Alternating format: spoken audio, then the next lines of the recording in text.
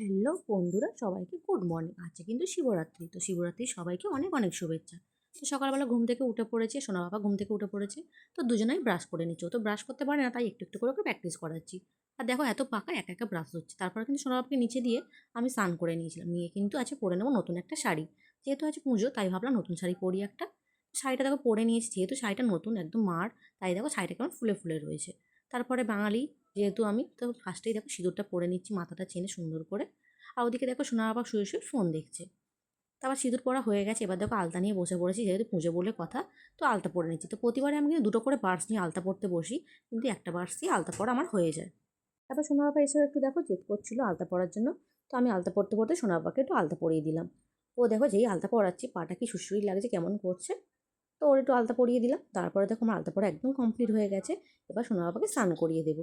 তো সোনা বাবাকে স্নান করিয়ে দেবো। তো যেহেতু শিবরাত্রি, ভাবলাম সোনা বাবাকে একটু সুন্দর করে সাজুগুজু করেই স্নান করে। তো সুন্দর করে সাজুগুজু করে দিয়েছি আমার ছোট্ট ভোলে বাবা। তো আমার ছোট্ট ভোলে বাবা কেমন লাগছে তোমরা অবশ্যই কমেন্ট করে জানিও। তো ভোলে বাবার মাথায় দেখো জল ঢেলে নিচ্ছি, এই দেখো। তো ভোলে বাবাকে স্নান করিয়ে দিচ্ছি। আর ও তো দুষ্টুমি করছে, জল পেলে ও বেশ খুশি।